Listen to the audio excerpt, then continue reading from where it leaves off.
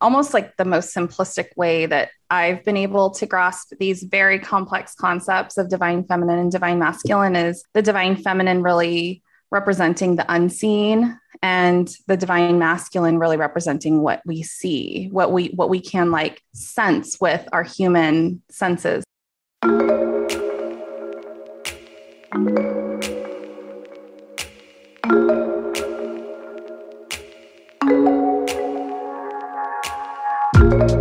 Hey everyone, welcome to Josette's Soul Salon, where we have weekly conversations that answer the question, what does it take to live a soul-expressed life?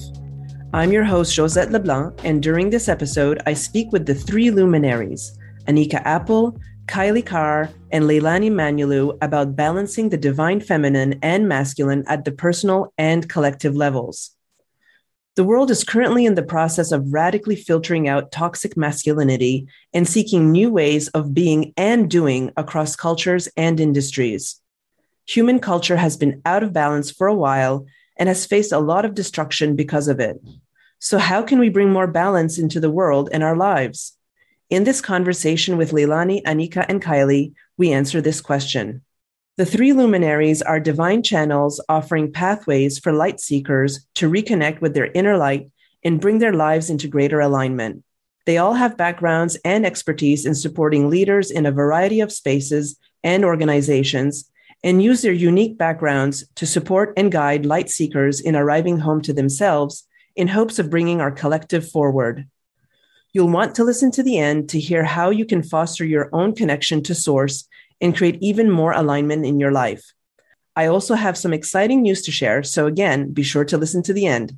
To connect with the Three Luminaries, check the links in the show notes. And if you enjoy what you hear, make sure to subscribe to this podcast and leave a review. Now let's get into the salon.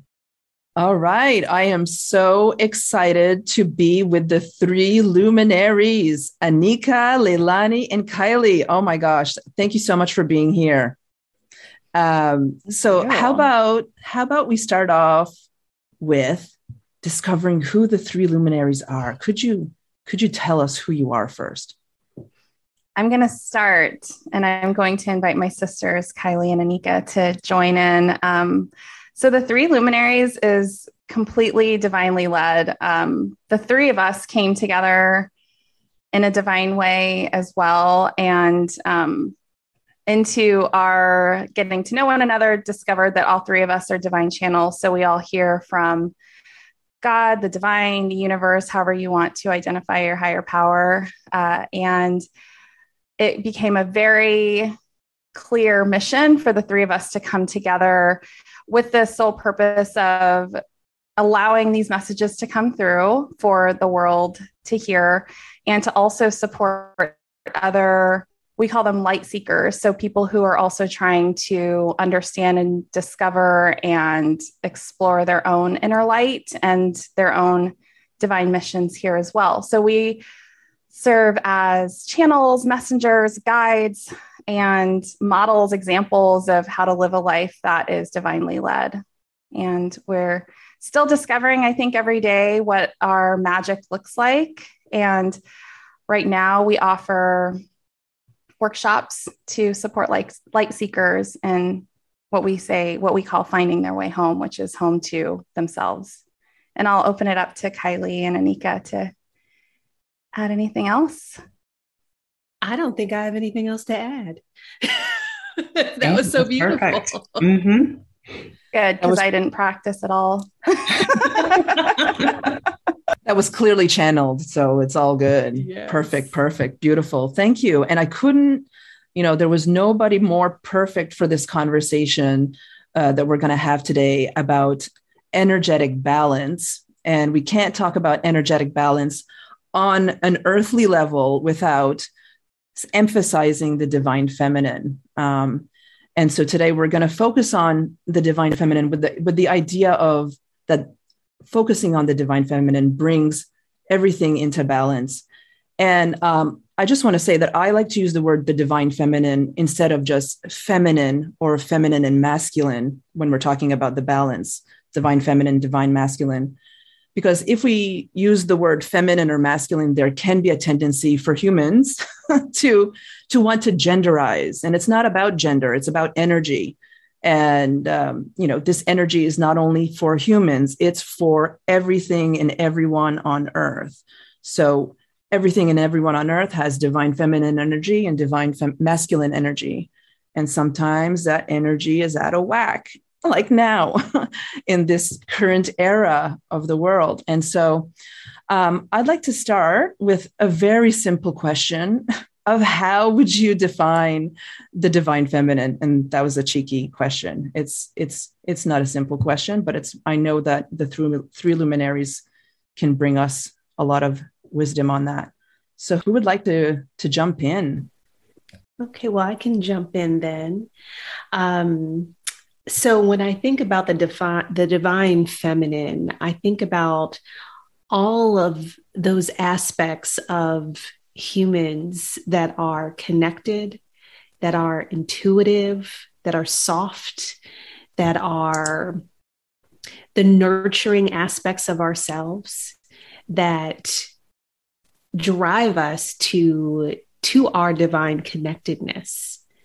And those parts of ourselves that collectively see that we are all spiritual beings, and that by connecting with each other and connecting with our divinity, then we are all reflections of God. So it's not I don't know if I have a concise definition, but that's what I think of when I think of the divine feminine. I love that. Drive us to our divine connectiveness. That's the intention of it. I love that. That's beautiful. Mm-hmm. Yeah. Anyone else want to jump in? Yeah. What's coming through in this moment, what I'm sensing is, and almost like the most simplistic way that I've been able to grasp these very complex concepts of divine feminine and divine masculine, is the divine feminine really representing the unseen, and the divine masculine really representing what we see, what we can like sense with our human senses here. What comes to mind, and I know we're going to dive all up in this, but what comes to mind is the ways that we have undervalued the divine feminine, where we are as a culture and a collective today, is that we've gotten so far out of trusting our divine feminine, our intuition, our divine connection, our spiritual connection, that we have gotten to a place where masculine has now become toxic. It's no longer divine masculine that we're experiencing here. It's so out of balance that we've gotten to a place where instead of really understanding and unpacking like the power that is our divine feminine, our intuition, the unseen, we've gone to a place where we're beginning to now worship things like money and time. And it's gotten to this place that's so out of whack. So I think in order to understand the divine feminine, we have to also understand the ways that the masculine has been overvalued in the culture that we live in today. So that was what was coming through in the moment. Yeah, I mean, it's super important to be able to look at something. This is the world we live in. We need to see, look at the contrast of something in order to understand another. And that's the beauty of this world. And even all one specific energy will have the opposite also. So as you mentioned, the divine masculine, once it's overemphasized, it becomes toxic. Same with divine feminine energy. If we're always always in the soft and nurturing, like intuitive space, it's that gets out of balance too, right? And so, but yes, it's so true. And we're definitely going to dive into this topic of the toxicity that we're facing. Anika, would you like to add to that? I was just going to say, you said the perfect word there, imbalance, right? Because it's just this over dominance that we have experienced in masculinity. And I think, like, to Leilani's point, everything is supposed to be in balance. That's how it was created. And if I think about coming from a place where we look at spirituality, there's a definition of spirituality as belief or faith, something connection to something that is unseen. And when you go back to kind of the roots of both what Kailei and Leilani were talking about, the divine feminine is the piece that is unseen. It is trusted. It's imperative that it is there, but you can't just kind of, do hash marks and tabulate the ways in which it is impacting things in the way that you can what is seen. And we have become a society that has this overemphasis or dominance in, but what can I see? What can I track? What can I measure? What can be produced? And in many ways, we've forgotten that things that are produced come from a balance of both divine feminine and divine masculine, or feminine and masculine, or, and I think that is, it's an interesting, I know we're going to drive down this road, so I won't get ahead of myself, but it's just such an interesting piece to think about what we value today versus maybe what was intended in initial value when we first began on this journey as humans. Oh, that's so good. What was intended when we started this journey. Oh, so good. It's very interesting that this point of the unseen, and you would think about how much suffering has happened because, I think of like the witch hunts and so on. And because there were things, there's a lot more to that, but basically that's a great example of how they couldn't see, the unseen was not being trusted, or the unseen was being, I'm not finding my language right now, but it was feared. Yes. Feared. Right. Thank you. Like I think, sorry to like jump, but I Please. felt like a ton of energy around this. There is in this imbalance, like there's this natural tendency to want to like snuff out anything that looks like it's too divine feminine, right? And we see it happening even today. There's this, the toxicity of like what we can see and track. And there's this polarization that's happened that now folks like us who are, for the most part, I feel like the three of us really try and are trying to find balance and continue. It's a continual journey to find balance between the divine feminine and divine masculine. But I came from a very like masculine corporate, that was my life. And then to come to this other side where I am very much living, into my divine feminine. It's even scary for me with like my internalized toxic masculinity, right? Mm-hmm. To think that I'm not going to survive, really prioritizing my divine feminine. So there's this fear that I think anytime there's this attempt to come back into balance where, like you just said it, the, Salem witch trials and all of that, like there's this energy around, okay, we have to keep things the way they are, because women, especially standing in their divine feminine, like the risk is the world we know it can fall away, right? The world as we know it, there's this risk that it's going to crumble and fall. And there's fear in that. Like there's fear and destruction. There's fear in letting go. And it's valid. Like we can look at, the gatekeepers that are trying to keep this toxic masculinity in place. And we can look to them with empathy and say, I see that you're afraid, and kindly step out of the way. Right. Like it's both. Mm-hmm. So that's what was coming through in that moment. It's like, you don't want it to fall away, but it needs to. Right. So you may not be recognizing, because you're so beholden to what is, that there's a whole nother version that's so much better and greater, and where you would be happier if you would just allow the change to occur. Like if there's I feel like I have a message every day from somewhere that is telling me to stand in my divine feminine. Things are shifting, and it's because you're standing in your divine feminine. You need to lean more into your divine feminine. Anika, tap into your heart. Not that any of my soul sisters here would say that, but at least once a day from each.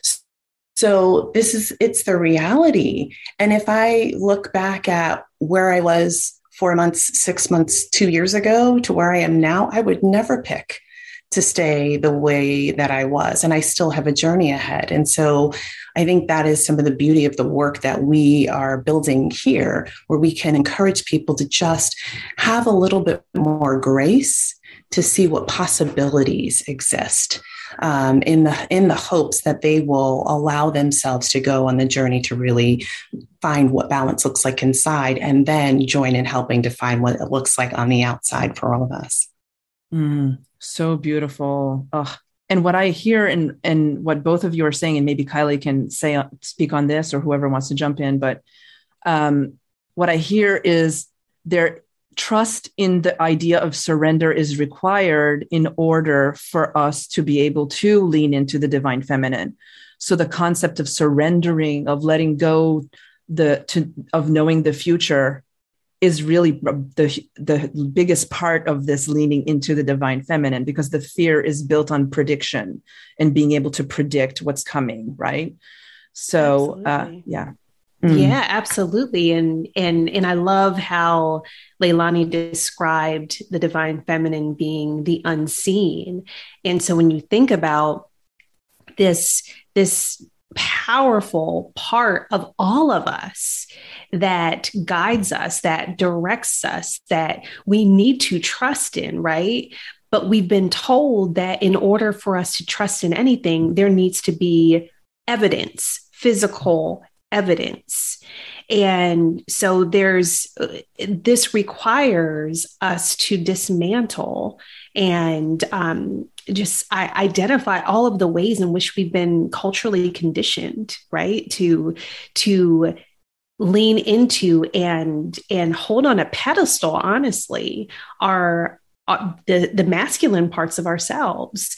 So I do believe that there's this shift happening. And even as it was, I think it was December of 2020 when there was like the Great Conjunction or what have you, and people were talking about it was a separation of the earth, and that we were it was creating two earths, and there is a high level of consciousness and a low level of consciousness, and that we would see this manifest in terms of the polarization, and we're still seeing it, right? And it wasn't until this moment in this conversation where I realized, oh, it's almost like the toxic masculine or the wounded masculine is being amplified in one earth, and the divine feminine is being amplified in the other.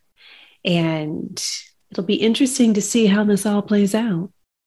Oh, Yeah, gosh. Leilani, go. Yeah.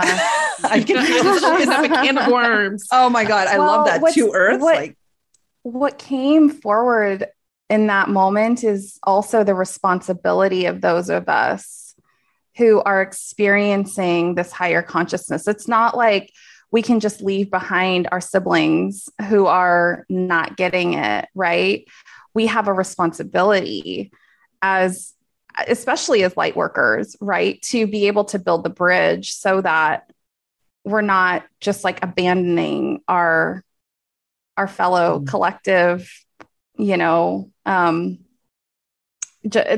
what came through as I was hearing you talk, Kailei, is it would be so simple to be like, I'm just going to go live in a commune and like, y'all, good luck with that toxic, like, I love how you called it the wounded masculine, like good luck. Let me know how that goes. I'm gonna be out in the woods and you can't find me. So, and it's so tempting, right? It's so tempting to just be like, I just want to live in peace with like my angel brothers and sisters and siblings who just get me. And it's not what we're called to do, especially in the call that we have as Three Luminaries. We have a responsibility to be bridge builders, bridge maintainers. Like it's part of what we have to do. Yes. And that's why you are here on earth and here speaking your truth so we can get into action. This is the point. Oh, so good. This is it. We're creating a new earth. That's it. Wow. Okay. Where do we go from here? when did you first, I'm curious, because you're all from different backgrounds. And let me just contextually, I like to say you're all in the States, right? In the United States. But from different parts of the United States. Leilani is in Seattle, and Anika, and I'm pointing because you're like this to me. You're in Atlanta, Georgia, right? Is that how? Okay. Correct. Yes. Yes. So, so the question, and with your backgrounds, this question of when did you first become aware of the concept of the divine feminine, and how has that affected your personal circles? I would love to know about that, because it for everybody has a different definition of it, but a different experience of it. Yeah, I can jump in first. So the first time I even heard about the concept was probably about 4 years ago, three or 4 years ago. So fairly recently, honestly. And a friend of mine who's also in the coaching, kind of women's empowerment space, for lack of a better term, I saw her lead this conversation around the divine feminine and the divine masculine compared to the wounded feminine and the wounded masculine. So I can't even, claim anything in terms of that term. That's my friend Akene Onu, who was talking about it. And it was so beautiful because it was easy to see how it's not based on gender. It is based on behavior. And for the divine masculine, we know what toxic masculinity looks like. With the divine, or with the wounded masculine is toxic masculinity. The wounded feminine is like the damsel in distress. Right. And the manipulator who has been wounded so much, and now she is using, and I'm saying she to illustrate this, but it really put into clarity how important balance is. And if we all could tap into both of the divine aspects of our femininity and masculinity, then it will change everything. And it also made me think about the Trinity, right? And I consider myself a Christian. And when I think about the Father, Son, Holy Spirit, it's like, oh, well, really, I think Jesus is the divine masculine. And I know Anika and I have talked about this. The Holy Spirit is the divine feminine. And God, sorry, y'all, I don't think God is a he. God is a they. So, I'm going to stop there because I know my sisters have a lot to say here. It's like, this is like double dutch. I'm ready to jump in, right? So check. And God has said that they're not male or female, which is why I'm working he out of my vocabulary, and it's deeply rooted in there, my, upbringing in religion. But it's very clearly like God is a source, is all encompassing. And so if you're all encompassing, and it's funny, I'm writing because I am doing a sermon in a couple of weeks, and I literally was writing about this earlier today, that, I posed the question, I'm like, so if I was made in your image and I'm female, like, how does that really work? And I have a pastor, who's the first person I've ever heard of in religion who refers to Holy Spirit as she. And that really resonated with me. So I was like, oh, I really like that. So yeah, Kailei, 100% agree. And I would add, for me, I went to an executive presence workshop and then participated in a program that a company that I worked for. So it was interesting to meet this concept in corporate America, because the valuation was definitely more for divine masculine. But they had selected, actually, we helped to select the facilitators for the sessions that we were going to have. And we picked this agency that was in Chicago, and it was woman-owned.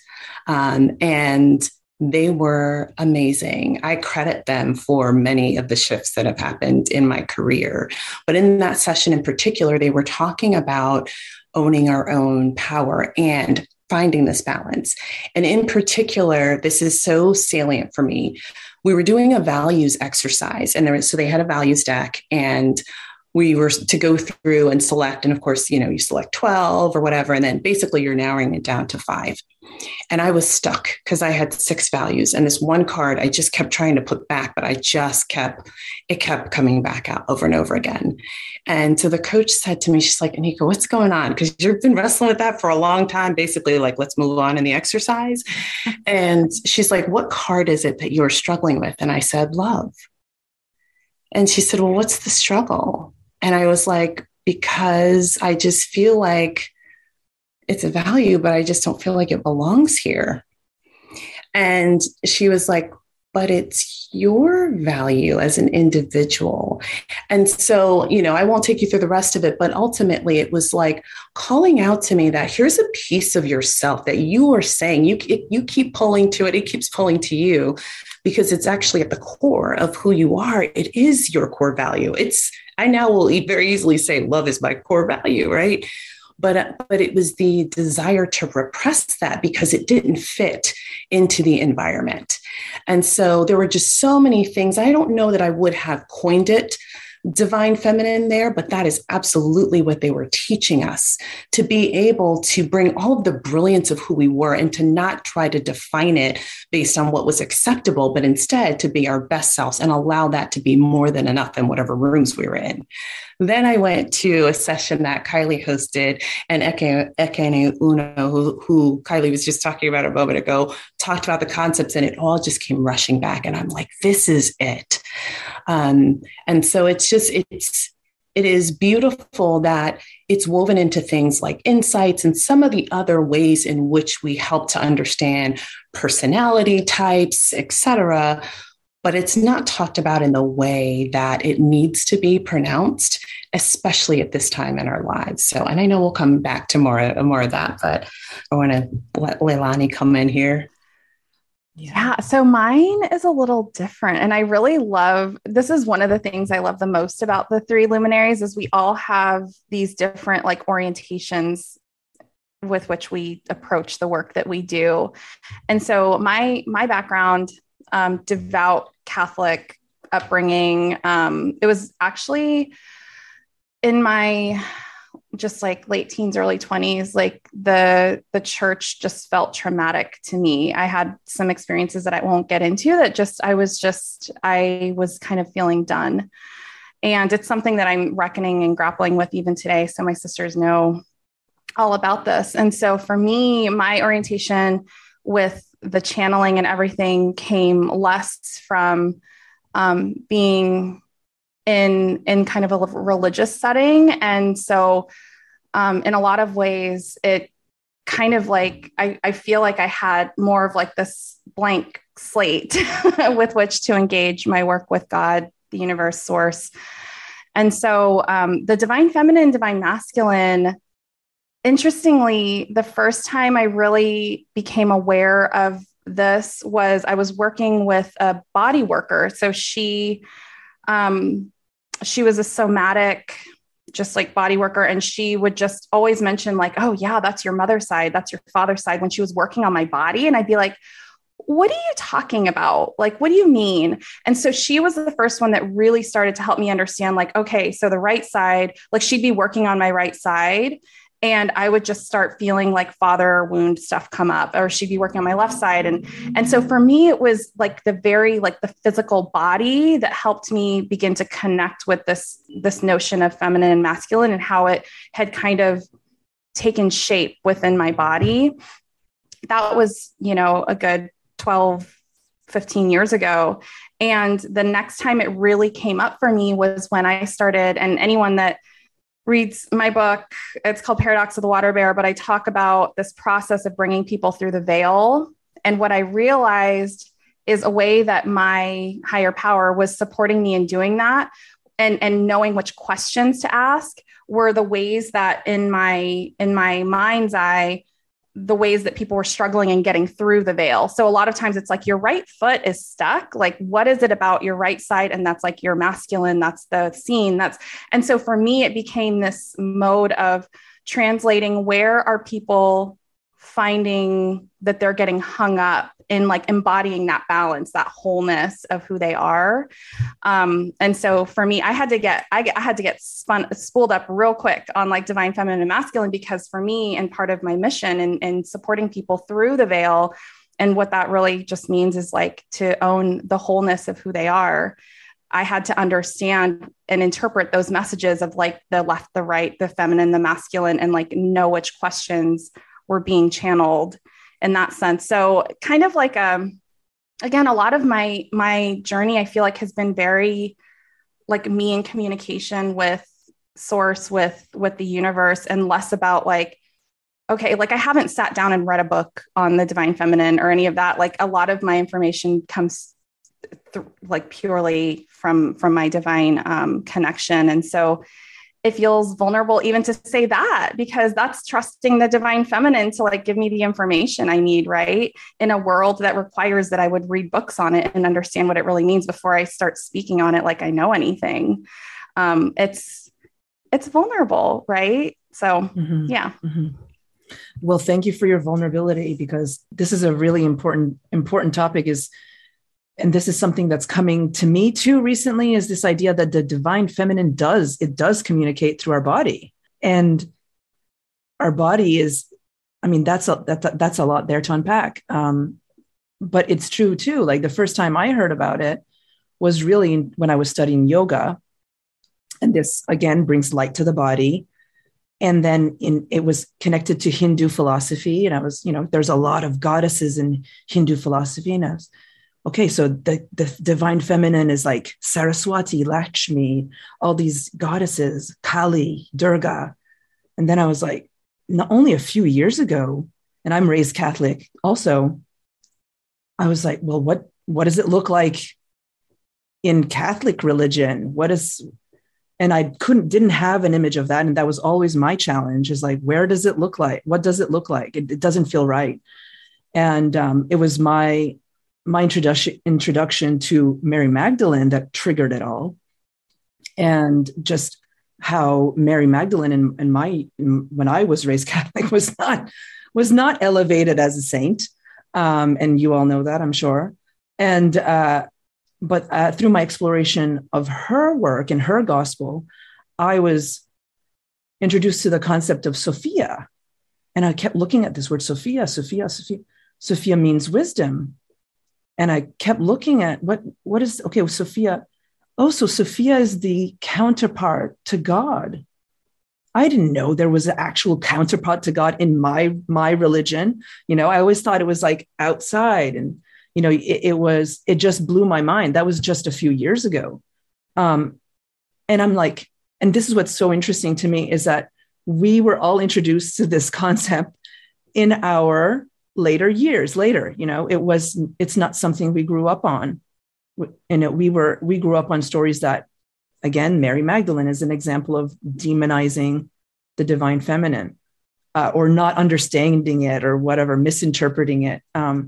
So maybe on that note, in terms of misinterpretation of wisdom, because that is one way that the divine feminine is described, is the wisdom. I don't know, Anika, do you have anything you want to add? You know it. Yeah. So it's funny because one of the things that God led me to do early on in this journey was to start the Pearls of Proverbs, which is on YouTube.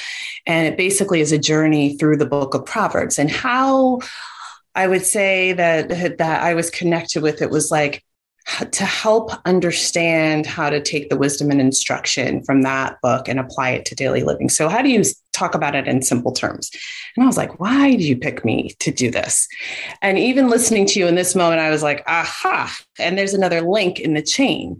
So wisdom is clearly, it's a book of wisdom and instruction. It is all in the book of Proverbs. And every single time wisdom is described as she.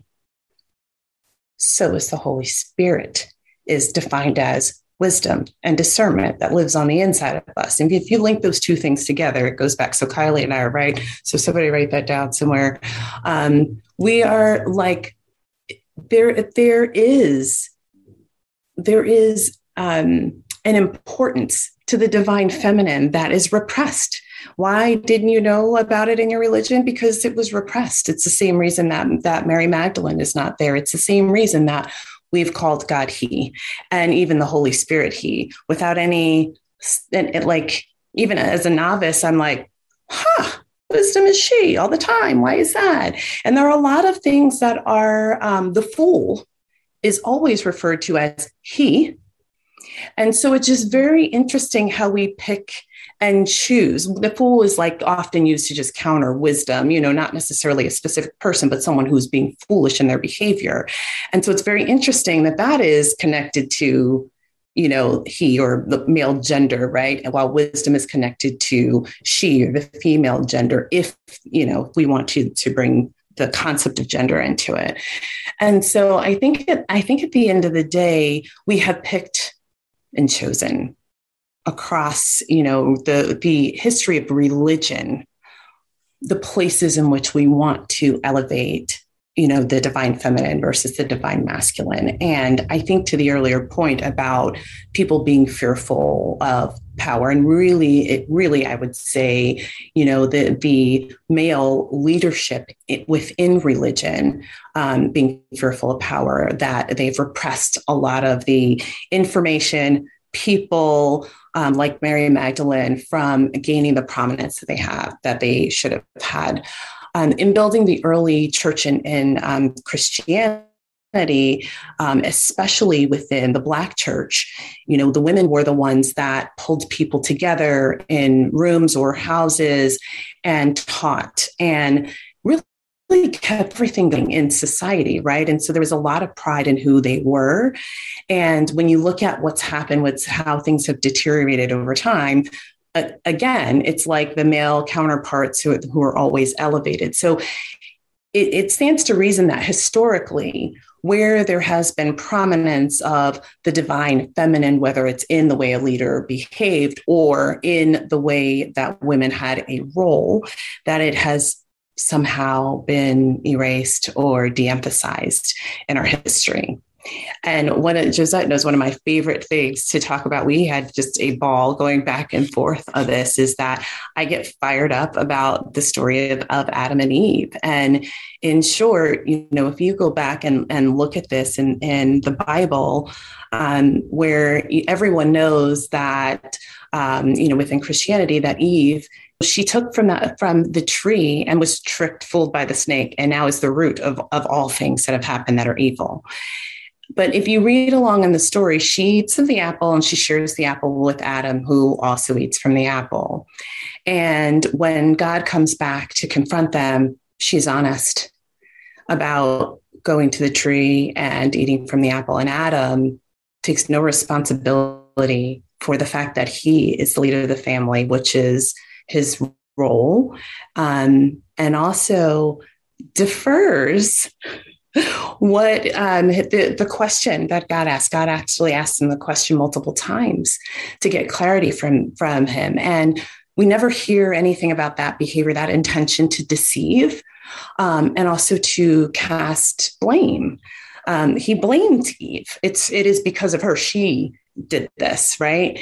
And so it's as far back as it goes, at least in my mind, that what was built to be two sides of the same coin, right? Divine feminine, divine masculine, that there's already a battle if those two represent the first kind of human, versions of someone leading with one or the other. So I think that there is this belief that they're supposed to be in competition. And that really is not what divine feminine, divine masculine are. They inhabit each of us and are intended to help us find, seek, and hold balance. And we are so laden with the measurement of things that we forego the importance of divine feminine. And what we know about this time in the world, and what Kailei was alluding to earlier with the separations of the earth, is that we are in such a significant imbalance that we can never get back without having a significant amount of divine feminine coming forward, people who are not using it, living into it, and those that have done really well with being able to either balance or live into divine feminine and bring along their divine masculine to help teach and rebalance the world. Oh, thank you for that. I love what you said about the competition piece. It's that's how it's been set up. It's not what is, it's what's been set up by the intellect, right? By some people, just because, for whatever, for gain, right? So thank you for illustrating that, because that story about Eve, I had no idea that it was articulated that way, because I sorry, Grandma, I never read the Bible, but so thank you so much for sharing that. And I should say grammer, because I would never call her grandma. Sorry. Okay. Kailei, do you have anything to add to that, or anything else that you feel like you want to call in on this topic of New Earth or anything? Yeah. You knew it. You knew it. Something that is coming up for me is this idea that we need to stop thinking so much. We think too much. And as Anika was talking and as we've had this conversation, what's coming to me is that we need to lead with the divine feminine. We've been taught we lead with the divine masculine and, the action and getting things done. And you do that first. And we've suppressed the divine feminine, our intuition, the ways in which we connect and nurture. But what I'm realizing in this moment, I don't know if I've really thought consciously about it until now, is that we have to lead with the divine feminine. Then we can go to the divine masculine. Then we can follow it up with action. But if we do it the other way around, we're going to get off course. It's going to take longer. It's going to be less efficient. But if we start with our inner guidance, with our wisdom, then we are so much better off. And then we are also more focused to take the action we need to get things done. So that's what was noodling in my head. Well, it's so much more efficient, right? Yes. I mean, when we think about, and I'm guilty of this, especially as I've been exploring the role that divine feminine plays in my life in the last couple of years, which everyone on this call knows, but your listeners might not know that I blew my life up and quit my corporate job and divorced my husband at the time. And kind of like, because the spirit was telling me that I was out of alignment. And I saw that in every space. I was deeply depressed and anxious. I was medicated. I was doing all of the survival things. And there came this tipping point where it was like, okay, like if you don't start paying attention to your divine feminine, you will like probably die, because it's not sustainable. And so when I think about just being able and willing to like the difference in the ways that I was surviving, which I think what I hear you saying, Kailei, is like the action before like the spiritual connection, which was just like, okay, I guess I need to keep, climbing the corporate ladder. I need to keep doing these things. If I'm anxious and depressed, like maybe I need to, like address the symptoms. Like it was all action and it was all like things in the physical.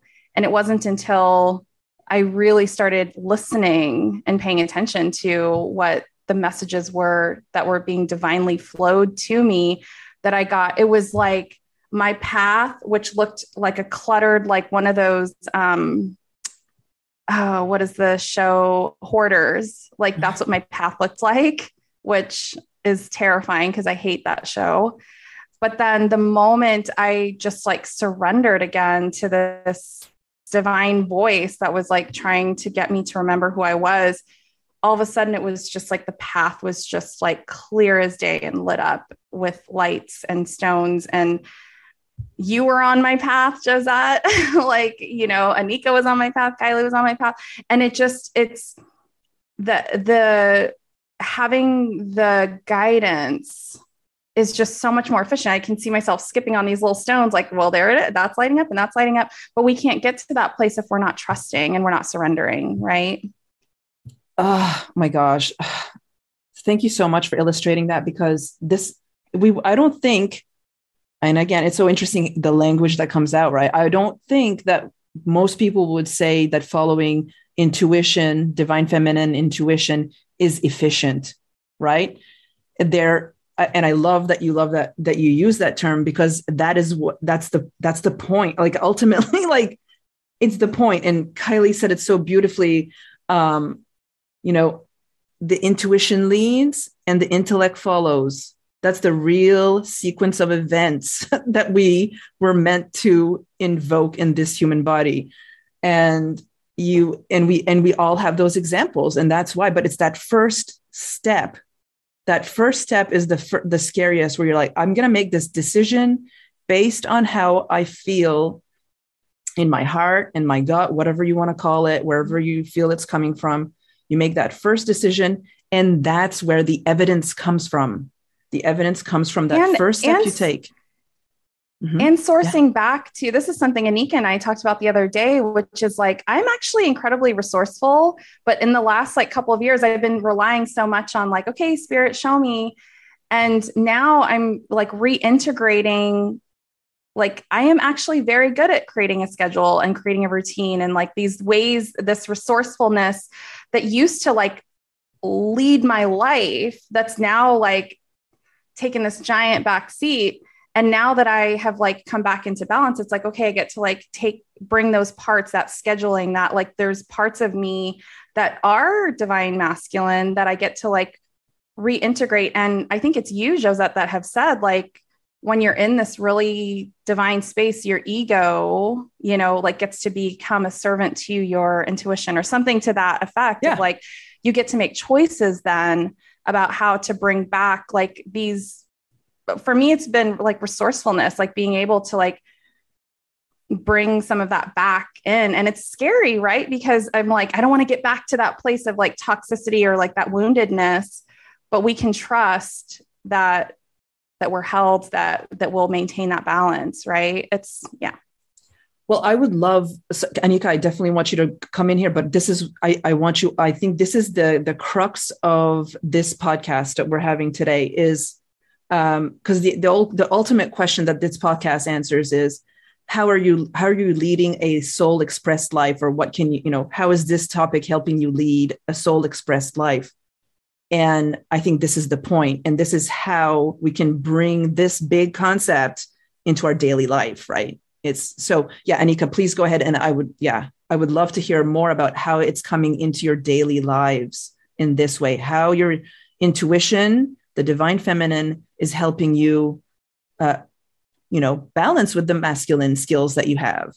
And yeah, go ahead, Anika. Yeah, that's perfect. So I think that the at the core of who we are called to be as beings is that we lead with love, that we are love, that we come from a source that is the source of all things and has asked us to be here with really at the core of all things, that we love one another, that we accept and love source, and that we love one another. So we are beings of love, and that is divine feminine. And so when you start from that place and you really are focused on love, then everything else can flow from that. And you think about the way that you make decisions and choices when you're standing in a place of love. You think of the way that empathy becomes a part of the way that you lead and make decisions. And so for myself, if I even think about just in my corporate role and environment, I've seen a significant shift of leading with, like what I typically see in corporate America, to showing up and being like, yeah, I'm fully all of who I am. And like, I hear you on that, but how do you feel about this decision? What's the impact that this is going to have on this person and what's happening in their home? Like that it's okay to bring in all of those pieces into conversation, and to encourage people to be reflective about things and not just race to a decision to take an action, without thinking about all of the ways that there are possibilities. I like to, and I worked on a leadership team where we called ourselves people of possibilities.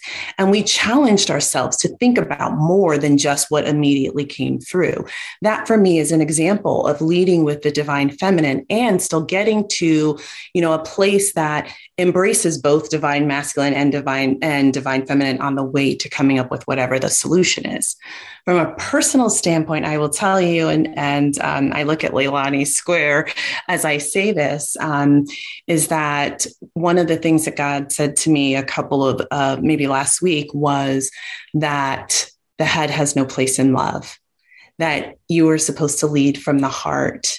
And that when you lead from the heart, that the mind will then follow. And when I look at our world, we lead from the head. And so how can we have love for one another? How can we have consideration for our brothers and sisters when we're so focused on the head and our ego? And that's power grabs and making decisions that oppress others and things like that, rather than from a place of love. So I think that what I am working to do, because this is work for me, is to tap into how am I feeling about this, and not to just automatically go to my default, which for many years has grown to be, what am I actioning in this moment? Leaning on that divine masculine that I've dialed up. The last thing I'll say is that I would encourage people to think about the way they honor the divine masculine pieces of their lives, of their selves that have become a part of their identity, versus the divine feminine parts of their selves. For a really long time, the divine masculine pieces have been just so tightly woven with my identity. And truly, my sisters, all three of you, have been a part of my journey to let much of that go and to really shift, to have more of a balance of identifying myself through the divine feminine parts of who I am. I love that. Identifying yourself. Like that's it. You name it for yourself, not somebody else is not naming it for you. You're defining it for yourself. That's so good. Kailei, how about you? Sure. When I hear that question, I think about all of the things that I have learned over time to do around trust, obedience, surrender.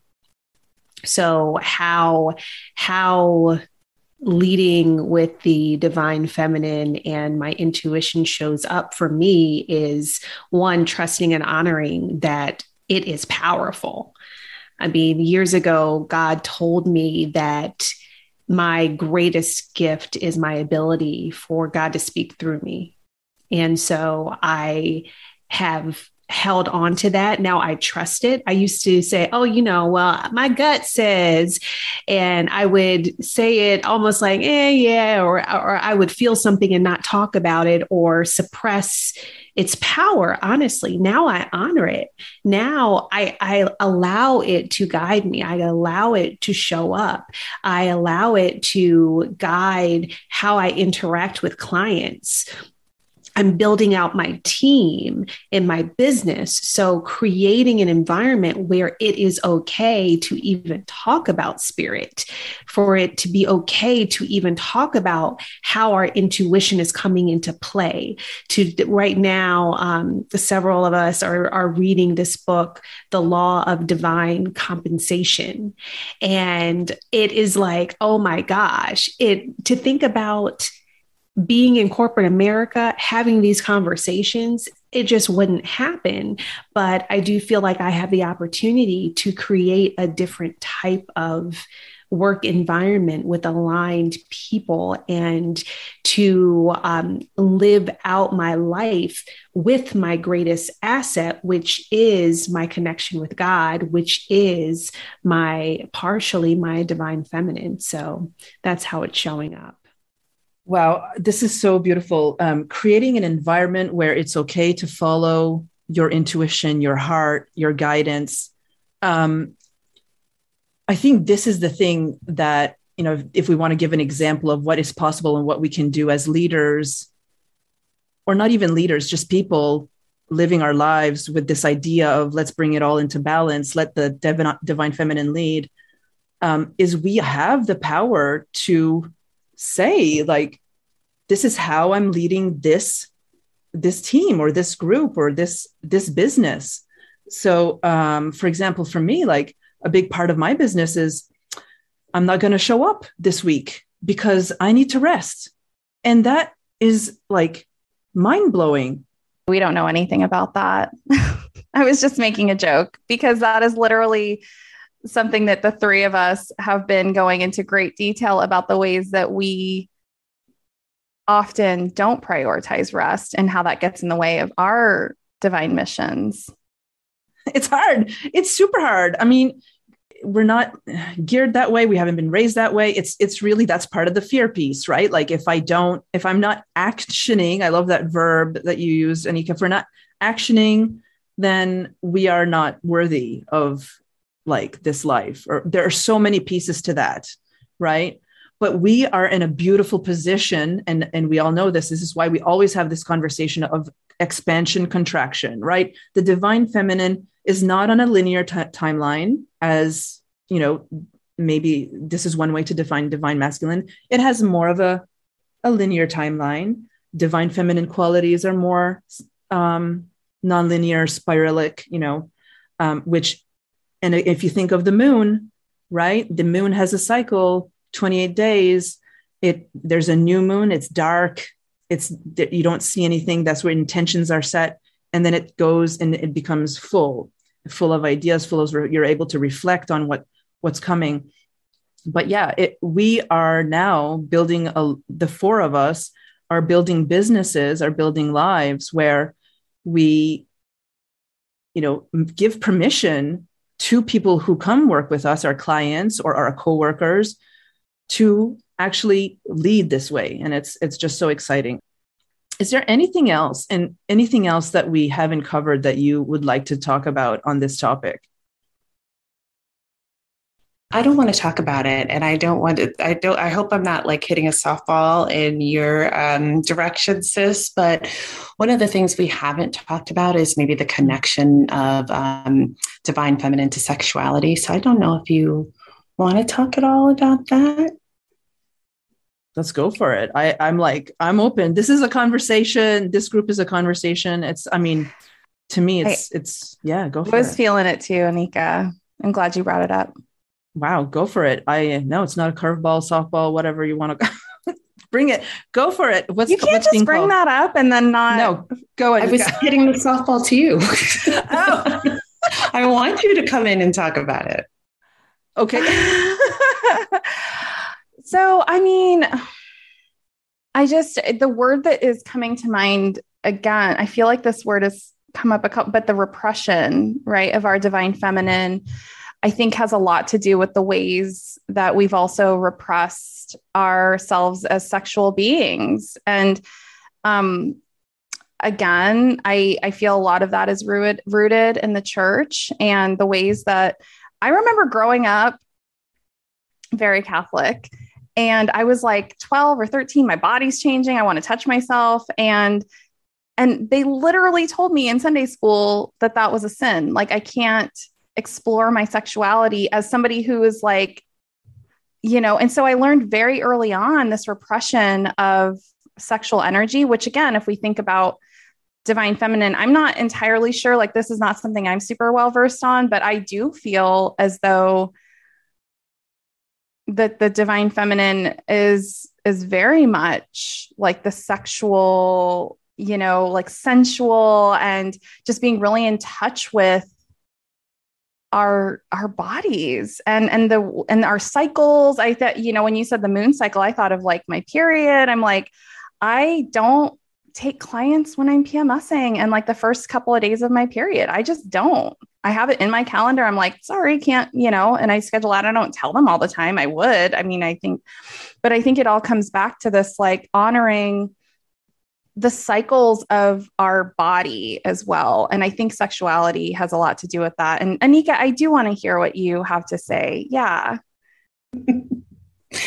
So you're spot on around it being divine feminine, and divine feminine is ebb and flow, right? So in the cyclical nature, I was just writing a note for myself. I was like, what's interesting is when you talk about not taking clients during your cycle, it's like, because there's a time for pause or rest.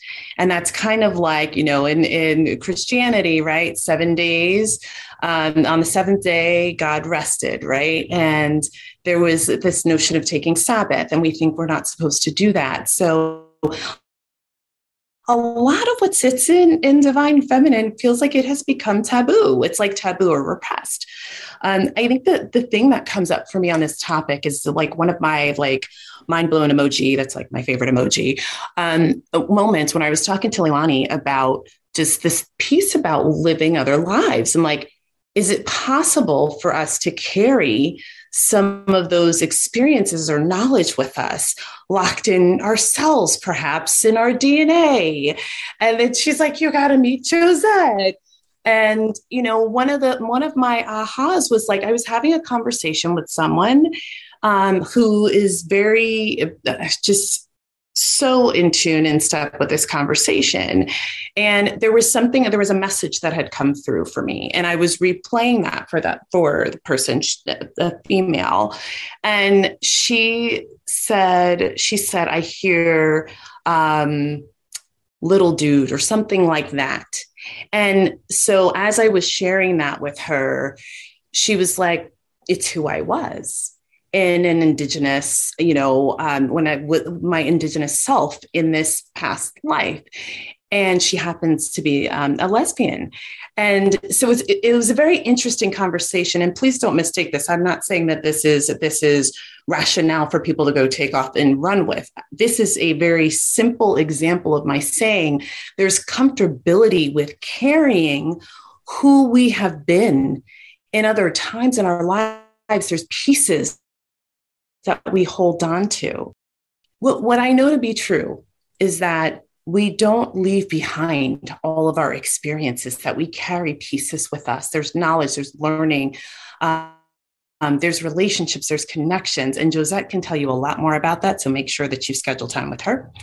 And, but in this instance, I'm like, so here is someone who really connects with where they have been in a past life. And perhaps it has an influence on who they are attracted to in this life. And for some reason, that's wrong. And this is such an interesting concept for me, because so are you saying that they should repress and ignore that part of themselves that really truly is natural? Because that's not nurture, that's nature. And so there's so much more of possibilities that we are just so unwilling to hear or listen or believe could possibly be true. And likely upsetting for, the journey, the religious sect that I am a part of. But I also know that this is part of my role, that God has asked me to come and share truth. And God has spoken to me a lot on this topic. And I know that at the appropriate time that I will be able to bring truths forward, and God will prove those things in the way that they have deemed appropriate to people. But we have a lot of this wrong. And, I struggle with one of these areas I struggle with most of this, but really around the idea, the notion that we are not supposed to be sexual beings.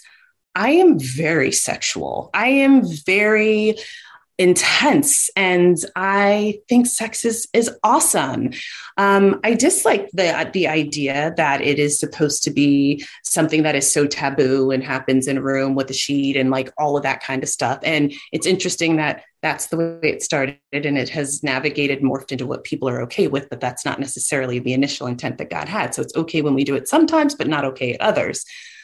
I don't like that. And I don't like that it's okay for men to have that dynamic, but it's not okay for a woman too. And so, and all of that doesn't mean that there's something wrong or it's something bad. Like, we just have to get out of our heads around so much stuff. And if we lead with love, then what we would remember is that I can love you even if your way of living is not exactly the same as mine, because it doesn't change anything about who I am to extend love to you.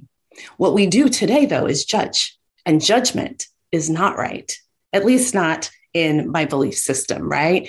And because God would say, Anika, it's not for you to judge your brother or sister. That is only my role and responsibility. You are just to love them. Oh, just to love them, just to love them. And this is so, and Kailei, I definitely want to hear your thoughts on this too.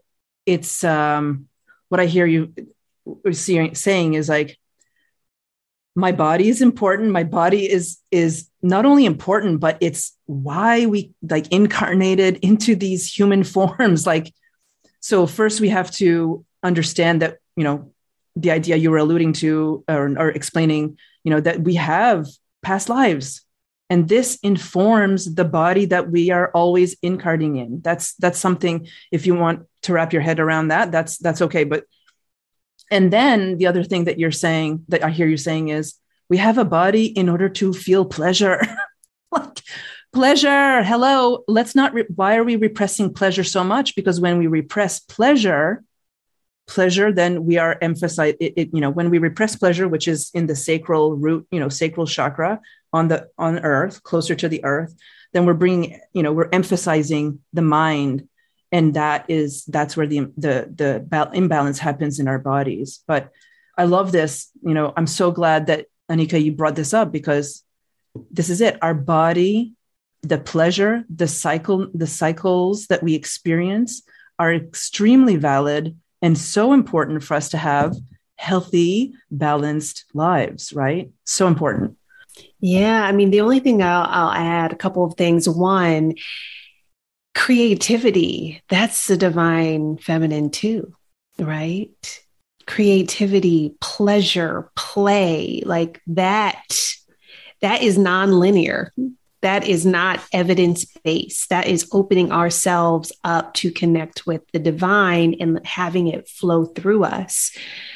And, I wasn't expecting for us to go here, but let's go here. I mean, when it comes to like sex and sensuality, that can be a spiritual experience, right? Like, that is not only tapping into the five senses. It's just not. So how much more pleasurable would our lives be if we took the taboo out of it, if we took the negativity of it, the shame of it out of it. I mean, even going back to, we've been talking about the Catholic Church. I grew up Catholic too. The fact that, priests and nuns like had to be repressed, who came up with this? We're just not meant to be on earth suppressing pleasure. We're just not. Truth, so much truth. I mean, if there's any, I'm like, why did we not talk about this from the beginning? Because this makes it really it's the true essence of why there's an imbalance, right? Like, just repressing pleasure is the best mechanism for suppressing the divine feminine. Like, it's just, let's just suppress pleasure. And we all know what all over earth and all religions, what harm is done to us, to women, especially as sexual beings. So I just got chills. I just did too. And I was hoping to just add one quick thing.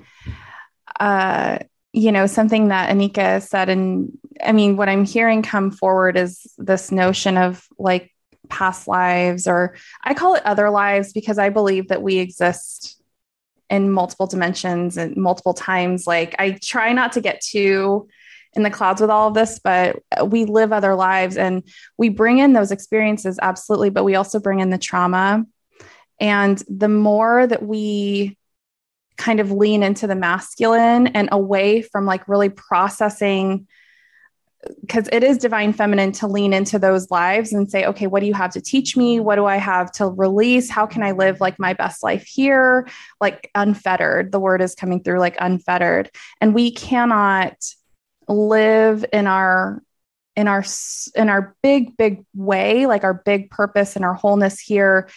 We just cannot do it without examining our divine feminine and examining the other lives that we've lived, examining the ways in which that trauma shows up. I mean, it's shown up for me in terms of money. It's shown up for me in terms of like my wound around, and it was just 5:55 here.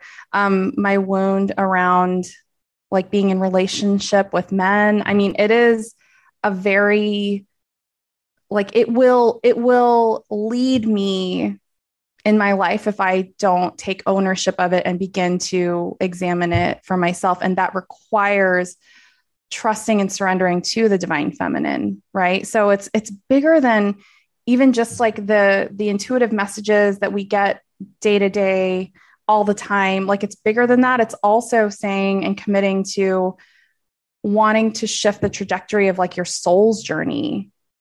Like it's big, like it's a big deal to begin to trust yourself and to begin to trust the divine feminine and absolutely like sensual. And I'm just like always like one for pleasure, like, yes, please. And if that is not an incentive, maybe, you know, some people are less sexual, whatever, but like, I just think of it as like living freely, you know, allowing myself to seek out experiences where I feel alive, like more alive. That comes down to like sensuality. That comes down to like experiencing joy and love and these deeply like human and divine experiences that we're meant to have here. We can't do that in the fullest way that we're meant to if we're not exploring the parts of us that are unseen. Ooh. Okay. This is so important. This part, I love how the weaving of the unseen, the divine feminine, tapping into our divine feminine energies in order to access other lives. And accessing other lives is a way that we heal the trauma that allows us to live our soul's desires in the life that we are currently living. Yeah, like live as amplified as we can here, right? Like I think of myself 2 years ago, I was like grayscale, right? But now I'm like full color and like colors going everywhere, right? And I can't live in this like fullest expression of myself if I'm allowing these kind of like unseen things take the wheel all the time because I'm just avoiding it or numbing it. Yeah. Yeah. Yeah. And that avoidance and that numbing is not only about related to what you experienced in this life. And that is the gift, the true gift that we all have, the potential that we have, all of us on earth, is to tap into those visions, that awareness. That is the deep wisdom that is accessible to everyone. It's not just accessible to gurus and it's accessible to everyone. And this is what the Three Luminaries are here to help you with. That's the bridge building. Oh my gosh, I got chills. The bridge building that we talked about at the beginning. This is the bridge building. How can we all have access to these channeled messages? You know, we're not special here. Everybody can do this. Yeah. Anything else to add? There's so much. We could go on forever. Oh my gosh. Anything else? I just wanted to share. I feel like I need to say this to anyone listening, to keep seeking, when you feel that nudge, when you feel that twinge of something is right or something isn't right, get curious, keep seeking, because that is what we're talking about, accessing our other lives. It's all about gaining the wisdom and the knowledge, and that is divine feminine. Oh, by the way, as we've been talking about, all of these aspects of ourselves whether it's here on this dimension or others, it's all to guide us, right? It's to guide us to ourselves, to our higher versions of ourselves, to the divine that's within us and all around us. So I just wanted to call that out. Thank you. I'm hearing seek and rest. Seek and rest.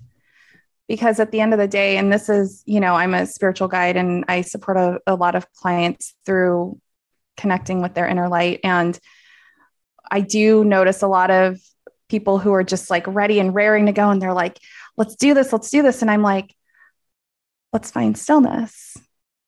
Let's breathe, because seeking sometimes means letting it come to you. And that can only be achieved, or that can only be attained through this like kind of quiet, I think it's like a balance of seeking and stillness, right? Mm-hmm. But like, it's so tempting to want to just like go, like for me, when I first started down this path, I was like out the gate. I mean, Josette, you were there for all of the madness. And it was like, I was like seeking. And it wasn't until I started really reckoning with like, I'm working just as hard. And this is also not in balance. If I'm working this hard at like just being a channel, there has to be that balance of like, allow it to also come to you. It's going to be both. Seeking and receiving. Yes. Seek, still, receive, and present to the moment. And I love how that's, because really that's where the stillness comes in, right? It's like, Leilani says to me all the time, be here now. Like, what would it be like to be here now, like in this moment? And it's hard. It's often hard to allow ourselves to do that because of this whole, we're at this action orientation. But there's something about it too that almost feels like we don't deserve to that like worthiness to be able to just be present in this moment. But we're missing so much when we don't allow ourselves to be there. And so it's like, I agree, it is seek. I agree, it is still. And it's allowing yourself to be present, to then take in what you are receiving, to enjoy the moment, to recognize the joy there. There's so much. I love when we process together because there's so many nuggets. And we were doing a workshop, our first Three Luminaries workshop. And we were talking about just kind of some of the journeys that we've been on. And Leilani said, she's like, I don't get caught up in getting to the end. I've always enjoyed the journey. And I was like, yeah, like I've heard that before, but like in that moment, I was like, I didn't enjoy that journey. So what would it look like?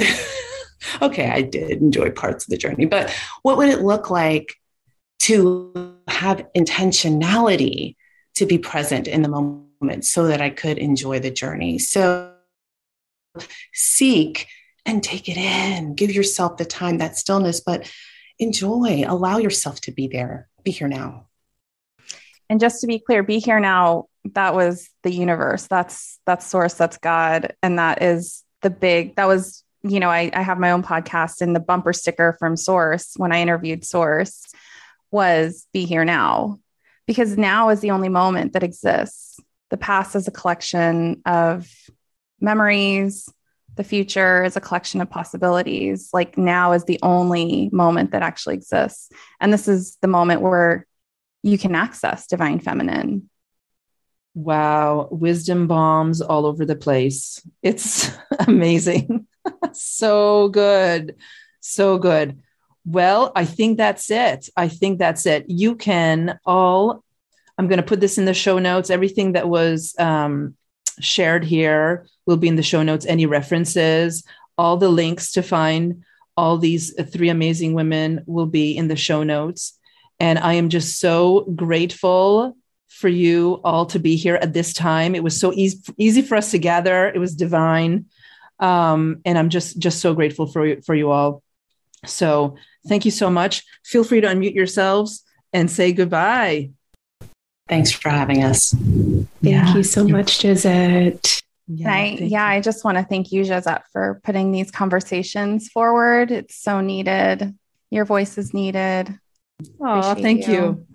Appreciate you too. Thank you so much. It's a pleasure.